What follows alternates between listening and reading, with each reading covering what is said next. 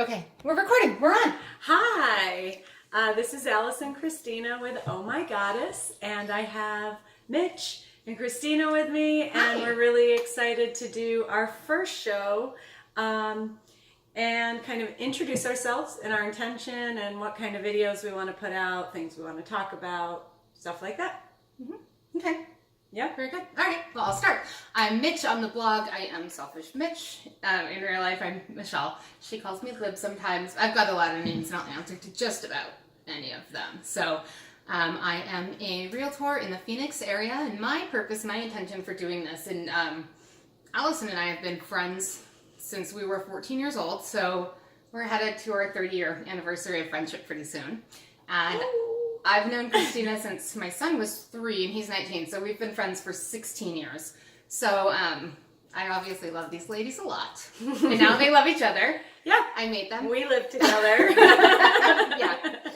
So, but my intention really is I just really think that there is such a lack of self-care for women, and I know that's really a kind of a combined passion for all of us, is that women think they need to do it all, be it all, and in the interest of trying to have it all, they end up exhausted and not having any time for themselves. And here, my intrinsic selfishness that I was born with really helps, because I can help teach other women how to take time for themselves and to say no. I actually have rings on right now. These are my favorite. And one of them says WTF and the other one says no. So sometimes it's good to have like a little affirmation or a little bit of positivity that I like to wear on my body that just kind of reminds me it's okay to say no sometimes. Which is one thing I really, really love about her, because I've not always been so good about that. I am a tarot reader, spiritual guide, do those kinds of things. I used to be a teacher and went through a spiritual awakening, and it's something we'll talk about and I'll refer to, and I'm now in ascension. And so for me, part of that journey was really learning about self-love and how to create practices of self-love and how to learn how to say no and tell people to fuck off, which works well for me, surprisingly, because the F word and many other curse words are my favorite, and you'll be hearing them a lot out of my mouth. I'm not going to censor myself. I'm going to keep it real and authentic, and hopefully part of my intention with this is to inspire, empower women, men, anyone who feels guided to watch us, to love yourself and how to do that, how to do it practically, how to fit it into this constant busy world that we live in, and really learn how to step back and put yourself first. So that's why I'm here. Well, I also love cuss words and the word no. We have that in common. Yes. Hell yeah. Very good at saying no. And I'm Kristina. And these lovely ladies here are the best women that I know. I don't like very many people. And Michelle is my longest time friend, and I love both of them to death. And I am a badass sales closer, and I have a little badass 2-year-old daughter. And my intention for this show is just to provide some additional opinions and no's and fucks. That is great. Yeah, I am glad to be here. Yep. I'm also a mom. I have a 19-year-old son who has actually recently flown the nest. We live in Arizona, but my husband and I, with my son, obviously moved to Ohio for a few years. My husband had a great job opportunity there. So we were there during my son's 7th, 8th, and 9th grade year in school, and he met some great friends. So he actually took an opportunity to move to Ohio and get out of state, which kind of as a mom, it's so I have such torn feelings about it, because obviously I want him here, I want him with me, but at the same time, my entire goal in raising a child is to raise a self-sufficient human adult who doesn't need me 24/7, who can make his own choices and blaze his own path. So yay, I succeeded, but peace out, kid. Well, I think that's one thing that we have an intention of teaching and inspiring others to see from a different perspective of what unconditional love is.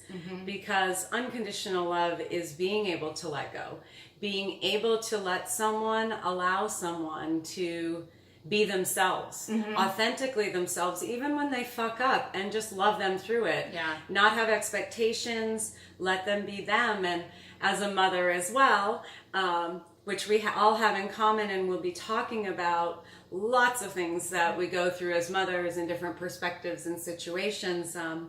I have 3, a 20-year-old and a soon-to-be 16-year-old next week, and a beautiful rainbow 5-year-old who I'm hoping will pop on this channel sometime in the future, because he's amazing and you guys would love him. And the hardest thing for me through this journey has been these last few months. I moved to Arizona in October and left my children. So one's with dad in Utah and the other 2 are in Las Vegas, and I miss them every day, but I had to do this in order to be the mother that they deserve. And so when I found myself in a situation where I was unable to provide, I had to make the hard decision to follow the guidance and trust that they were safe for right now in order for me to get on my feet and build the stability and the future that I deserve and that they deserve. And that's part of how Oh My Goddess, the blog, started, was me kind of going through my awakening, and then these series of events over the last 3 years that have kind of led us here. And the big one was when I retired from teaching. So we'll talk about careers as well. Definitely. We all do something different and have different backgrounds.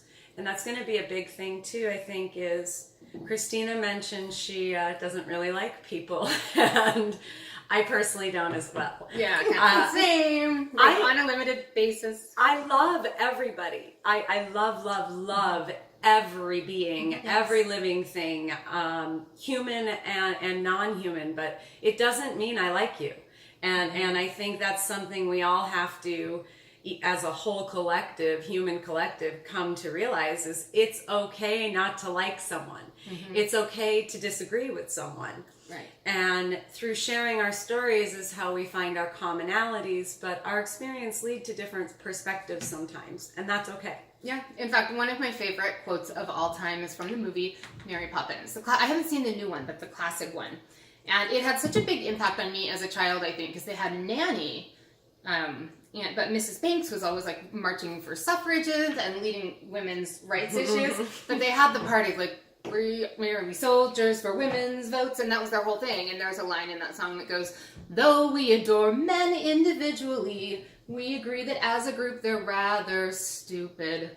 And I think that applies to our current government, but I think it applies to people in general as well, right? Like, I think that people as a whole, if you go out to society and you're not armed, I guess with self-love, self-protection, then it gets you, it can really get you down, especially if you don't have great friendships, great relationships that kind of make you whole, in a way, relationships with yourself and relationships with other strong women. It's really, really hard to kind of combat people in general and combat, the kind of the patriarchal oligarchy that we live in. It's rough as hell, and I think it's a problem. Oh, by the way, I'm very much a self-proclaimed feminist. So I don't think that, and honestly, the definition of feminism is simply that you believe that women and men are equal. It's about equality. It's not like man-hating, anything like that. It's not misandry. It's none of that. It's really just equality. So, I think that's important.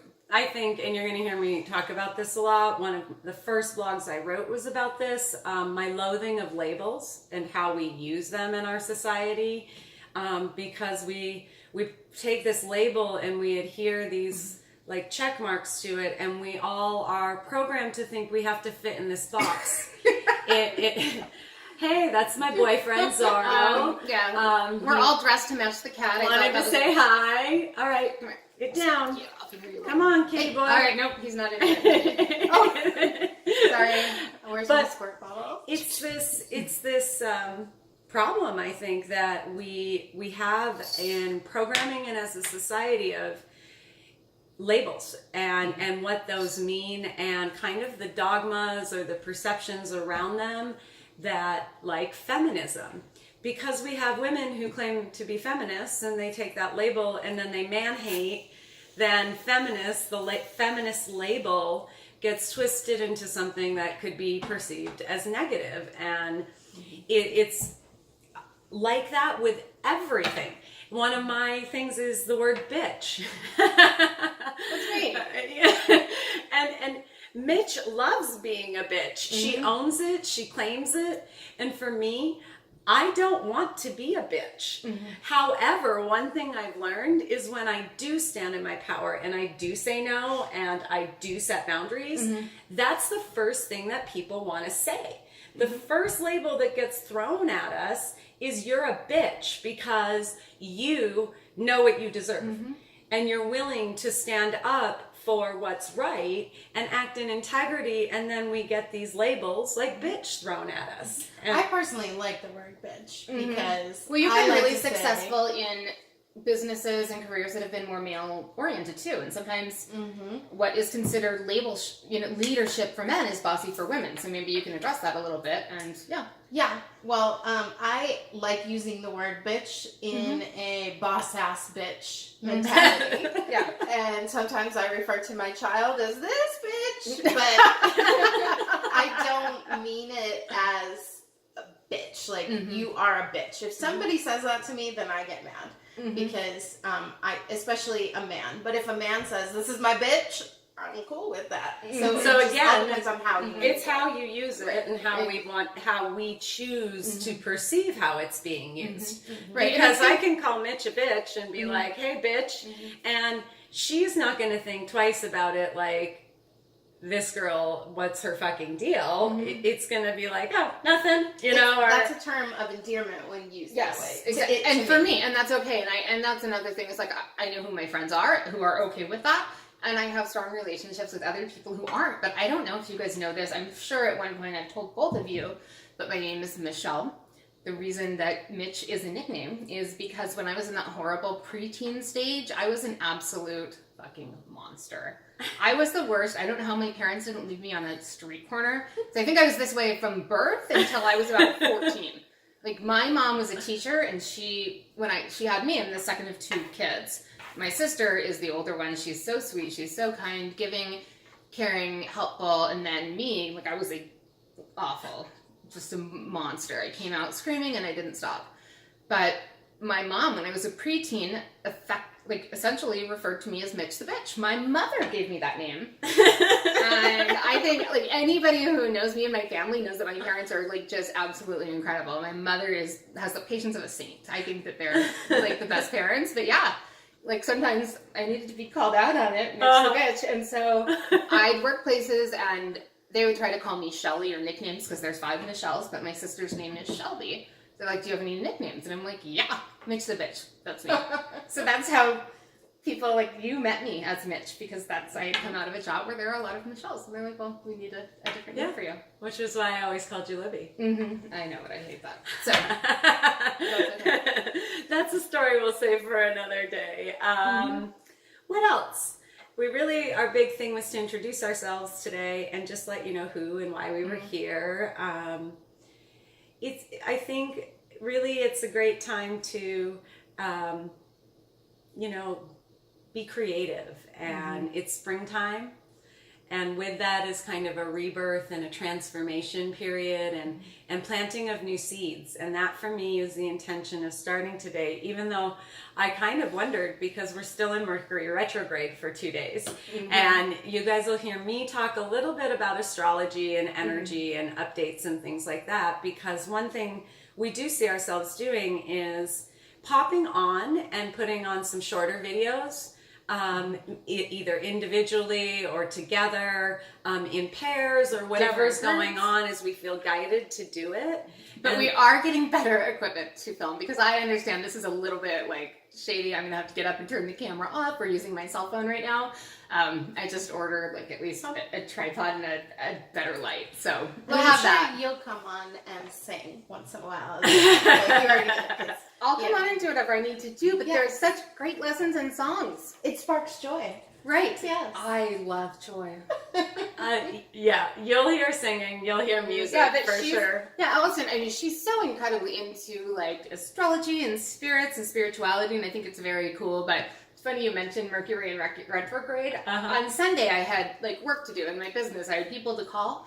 But all I could do was like clean and organize my house. I'm like cleaning out drawers, cleaning out, doing all of these things, and that's not me. I'm a clutter person. I'm an ADD person. Like, but did it spark joy? It did. I like clutter, but I like clean. So my house will be clean, but there's stacks of everything that drive these too crazy. But I texted her like in the middle of the day Sunday, and I'm like, "Is Martha fucking Stewart in retrograde?" Because I can't stop myself.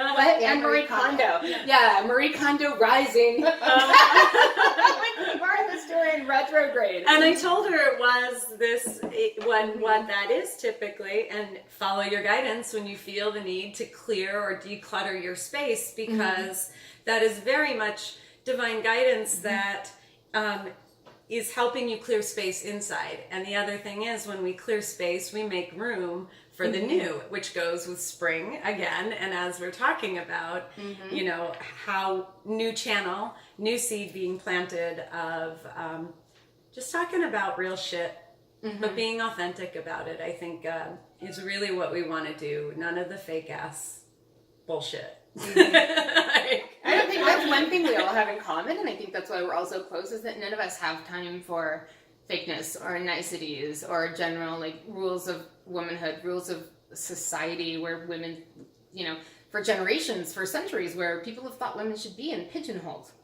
That's why I think I hate people so much, because just like you said, I love people. I am one of the most loving, kindest person you will ever meet. Wait, that wasn't a sentence that made sense, but you know. Keep rolling with it. Yeah, and so I think that's why. It's because most people are fake. And I do not like fake. If you are fake and you are nice and pleasant, I don't like you.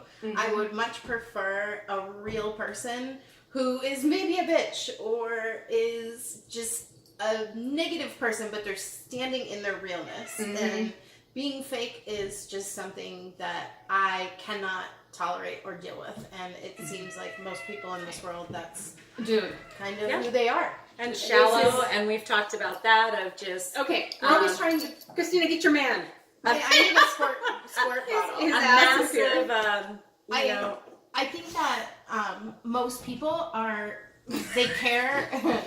they care about what other people think. And so we're always trying to please other people. People please. Yeah, for sure. That's something we'll talk more about. I mean, especially you look on like social media, people are so obsessed with having the perfect Instagram worthy life, and it's so hard because you know, these social media has made us all fake, and we have fake relationships because of it, because we feel connected to all of our friends because we see all of their stories and all of that, and I just think that it creates a false closeness, false closeness or sense of relationship with people, and I think social media is very good, but it's also ruining us. I think it is too, and everybody is so interested in the optics of, look, my family looks perfect, or, you know, look, we're all smiling, and, you know, I'm Pinteresting this birthday party, but behind the scenes, like, Mom is exhausted, she's worn out. Her husband behaves like an overgrown toddler because she allows it. And, you know, I think it's so funny. My husband is like my fourth child. And man-child epidemic. and I mean, it's just the whole phenomenon, I think, with the optics and what people think in social media. And then there's this whole subculture that's grown out of that, like the wine mom. Like, it's okay that I need a drink. My kids make me drink. That's hilarious. I need to drink every day because I have children and I'm married. And I'm like, oh, that's really shitty. Like, how have you tried building an authentic life that doesn't make you want to drink every day? The thing, like, I used to be that mom, though. And I did, too. Not for optics reasons, just because, you know. And it wasn't on social media. Right. I let things stress me out that shouldn't have. I worked 80-hour weeks. I was raising 2 kids and a single mom. I was married to a narcissist who did not do anything to provide or support for the family, while I tried to manage all of it and always put on a happy face to everybody I was talking to. And one, because I am a giver and I am a lover, just like Kristina. And one thing about Kristina and I think Mitch is kind of on the fence if she is or not, but we're both empaths. And so, you know, that's something we'll talk about. It's something I've blogged about, and how we pick up, and people don't understand this, is we understand the intentions behind what you're saying. We see beneath the surface, and sense and feel, and however our clairs work, and those are our psychic abilities. So fakeness is a thing, and we are all very aware of it, and it is, you know, but part of it is embracing those shadow parts of ourselves and saying that, yeah, I used to be like that. I used to be the mom doing all the shit and drained and drinking wine, and you know, that was the good time with the friends, and it just, looking back, was like, it's hollow. It was hollow, it was shallow, and I was faking a happy life that I was not happy in. Right. And you know, like, in terms of that, like, I was drinking with my neighbors. I had a neighborhood, and we had a lot of fun, and I was always drinking with my neighbors, and we, you know, people would get crazy. And what's interesting is when I stopped drinking excessively, I really didn't hear from those people anymore. And it makes me sad, and I'm so glad that they were there during that time in my life. I hold no ill will towards them. Like, I still love them in the way that I, you know, I do. I care about them. I care about their lives. I care about their happiness. But when I stopped, you know, engaging in that kind of behavior, it's like it just wasn't there, and that's their stress relief, and that's okay. So I still will once in a while want to tear one up, especially on a stressful day. You're going to see a video with wine involved. I'm pretty sure we'll have a wine night with you all one night. But that's the thing too, is when we start making choices that are really for our highest good, choices of like cutting back on the drinking, recognizing that maybe I do this too much, and you know, it's not really what's best for me. Change is hard, and it's really fucking crazy to me how humans resist change when change is the only constant. Like, it seems ass backwards to me that, and it's programming, and we have been programmed backwards to believe that we can have things stay the same all the time is fucking insanity. Everything can change in a second in any one of our lives. I've always been a fan of change. I think exactly, we're supposed to embrace it and switch roll shit up with and it. see what happens. I love change too, but I also hate it at the same time. Like, I would go I see that, crazy yeah. if everything was the same all the time. That would suck. But I know, like, in work environments, when there's changes, like system changes, for example, I feel like my whole world is turned upside down. And I wonder why that is. That if somebody who, like myself, feels like I love change, but at the same time, when it does happen, I don't respond well to it. Why? I wonder why that is. I think you just like to have control over things, and like right now, you know what? I just realized I'm wearing shoes in your house right now. Oh, now I'm like freaking out. I just I'm realized. See, freaking out. no, and now this I'm is thinking- absolutely true. It's a control issue. I'm thinking I had about to go out to my car to get everywhere my that camera. you've walked, and all of the dirt, and all of these places. And I walked literally from my car to this area. So I didn't go anywhere When we else. control the change, when we make the choice to make the change, and we feel okay with that. But when change happens outside of us, that's out of our control, that's when we start to grip tighter and tighter, because we are not in control of it. And that's part of spirituality, and what a lot of people go through as they wake up, and the change in perception that happens in consciousness is the realization that that's exactly, we can't control other people. Right? We can't control systems, and we can do the best we can do, and we can stay in that place of knowing what our integrity is and our actions, but everything outside of us is out of our control.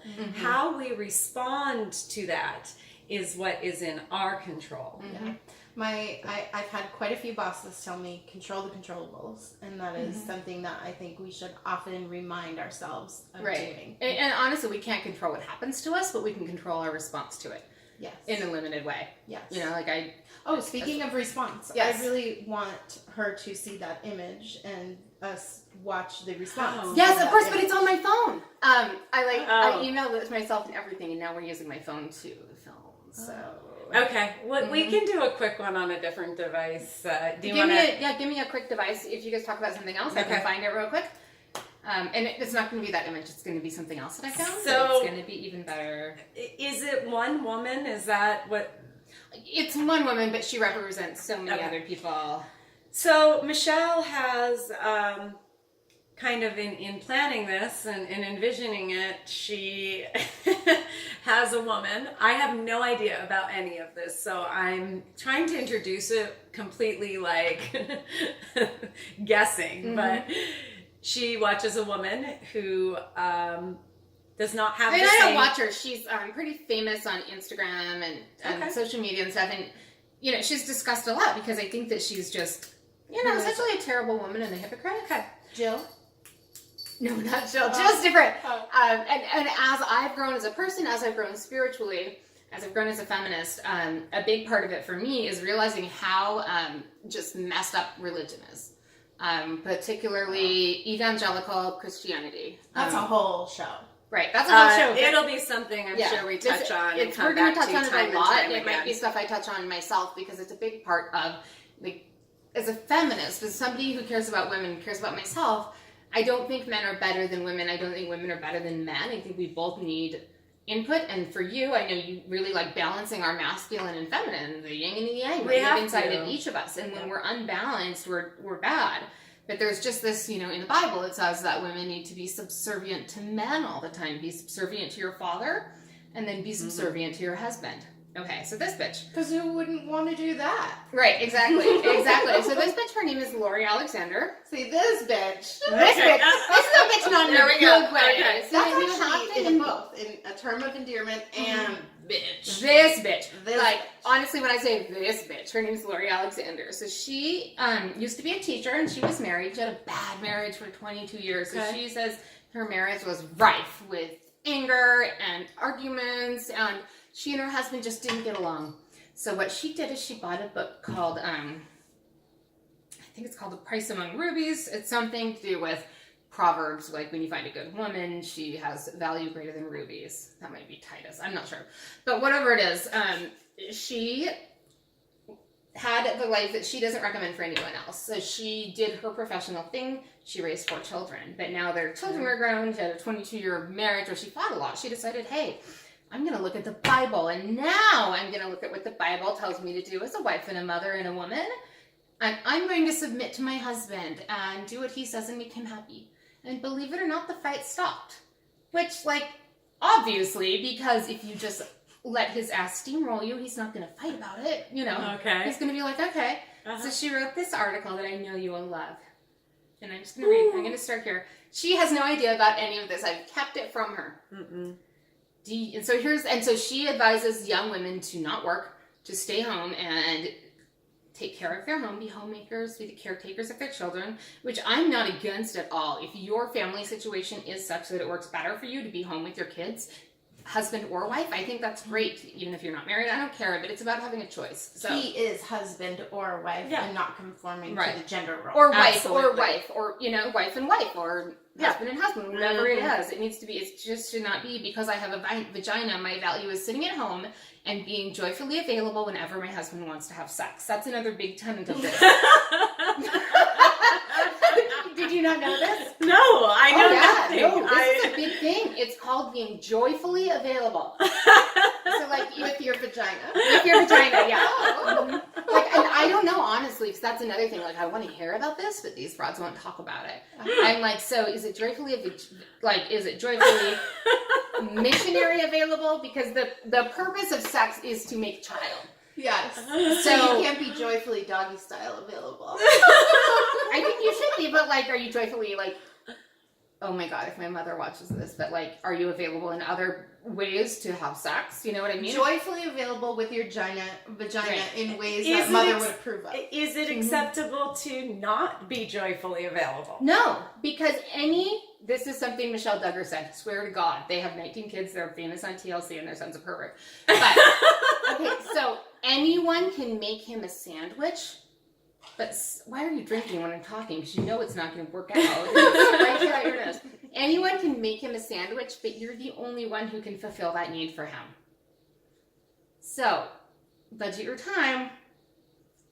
Make sure that you're available for the You're baby. joyfully available. Boom. This is why they have... So even if you're having a shitty day, Yes. because your kids are being pains in the asses and nothing's going right, and your husband didn't fix your car for the 14th you have day in to a row. be joyfully available for your husband to come home from work and bang you if he so chooses. And if he cheats on you, then it's your fault because you were not available to handle his dick when it needed handling. Oh my fuck. Okay, wait, so this is going to get better. This is going to get better. So this woman, so she now is telling younger women what to do. It's not what she did. So she's being hypocritical a little bit there, but there is, like in the Bible, women can't preach to other women at all. Women can't preach because the men hold the authority to speak for God in your family. Yeah. But older women can teach younger women in the ways of the Lord. So here's this article. It is called Men Prefer Debt-Free Women. Oh, it's a blog post. Men prefer debt-free virgins without tattoos.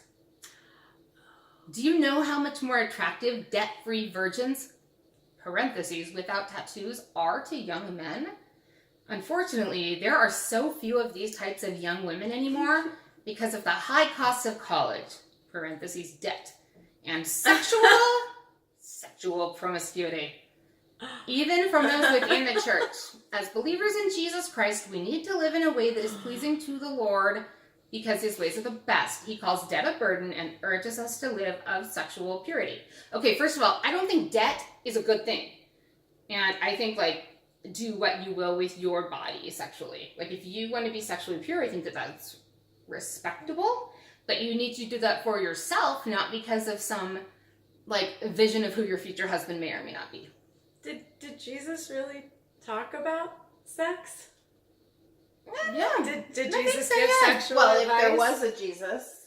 Well, I think there was. In the Bible, yes. Yeah, he Jesus talked about in sex. the Bible. Yes. Right. In the But Bible. he never said a word about homosexuality or abortion or any of that. Just to be clear. I guess that's where my head, right off the bat, that's where my head is wait a minute, the Bible has truths in it, as all religious texts do, but those truths are tiny little truths wrapped around a whole bunch of bullshit. There's at least 4,200 religions in the world, and it's shocking to me that people have so much faith that their religion is the only possible way and they're right. Because you were raised to be right, you're trained to be right. And that's why these evangelical people, I just have a hard on for getting mad at them because they homeschool. They have huge places of power within our government and our country. It's part of the brainwashing and it's part of the programming. Okay, so going to college is really not a thing that they want young women to do because secular universities teach against the God of the Bible and his ways, which no, they really don't. It's not specifically that they're teaching against the Bible, it's that they're teaching actual science, actual literature, real things that are applicable to life. When they're teaching all religions. Yep. So... Oh, even better, it is far from what God calls women to be and do. It teaches them to be independent, loud, sexually available, and immodest instead of having meek and quiet spirits. Okay. I tell you, don't drink when I'm talking. I have no problem with saying, okay, it teaches people to be independent, great, loud, sure. Sexually available, no, I've never had a class in college. We've all had some college. Did any of them teach you to be sexually available? No. Immodest? Having a meek and quiet spirit? Well, here's my thing. I have a connection to God, and this is kind of a... God is again one of those labels, right? That to me, God is all. It's the universe. It's energy. It's neither masculine nor feminine. It is not this patriarchal view of this masculine man who's going to, whatever. Rule the home with the iron fist. And and I meditate daily. I do channeled writing. And so I have a direct connection to source, to the universe, to my spirit guides, to angels. I've seen archangels. Kristina, I took a picture the other night, and I'll post it on our Instagram, but I was looking at the full moon and thinking how it looked like angel wings around the full moon, and it was super beautiful. And I took a picture, and there is this turquoise orb in the picture that I knew was Archangel Sandalphon. So even though I'm not a religious person, I have a direct connection. And I'm going to say right now that God saying that women should be meek and quiet is a load of bullshit. It's so fucking untrue and so far from the truth of who we are. Right. We are God. We are one. We are all energy, and we're all connected. And I am a version of God. You are a version of God. Christina's a version of God. We're all different versions, multi-dimensions, multi-perspectives. And it really, like, this is the shit that pisses me off. And I'm not really an angry person. And both of these women will tell you that. Like, I'm super mellow and I accept people for who they are. But when you can have your belief system. I respect. Oh, I do too. Everybody has a right to believe what they want to believe. But that doesn't mean I agree with your belief system, and it doesn't mean your belief system's right. And it doesn't mean you can impose your belief system upon me or upon anybody else. Absolutely. Or upon the laws of this country, which really pisses me off. And we are so far out of balance because there's been patriarchy for thousands of years. And religion is essentially a really great tool to control the masses. And philosophers of all ages have said that. And that's the thing, like, whether you believe, you know, that God is the controller of the universe, but every book of the Bible, every book of every religion is written by man. And of course, like, if I'm a dude and I get to control what people worship, you know, or even if I'm just me and I'm a selfish person, if I think, look, I'm going to write this book and I'm going to control what people say, so everybody's just got to say what I say. And but here's the thing, I am totally against religion and organized religion because of that. Because everybody thinks that they know what is right and their religion is the right way. However, I find that religion is necessary for us because I think that the majority of people are sheep.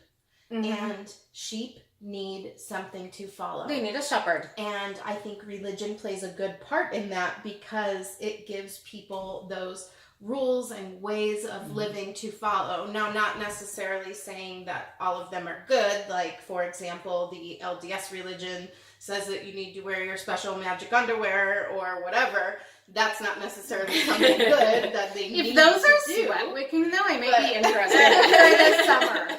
But I think that the foundation principles of all religions are necessary because people are sheep. And but it's very unfortunate that we all won't transcend into higher planes of energy in this lifetime. You know, so that I don't know. What are your thoughts on that? To me, those are the people that fuck you, deuces. Like, you rise above that. Eventually, and that's eventually what's going to be happening as more and more people awaken, which is exactly what we're in right now, is a human evolution and a global awakening on the proportions that we've never seen before that have been prophesized. There are many prophecies from religious texts that are coming true today. They've been I just lost my word. They've been manipulated, distorted, but there are things in effect that we can talk about on different shows, and I can actually organize my thoughts and write them down. And but I think that I agree with you to a point.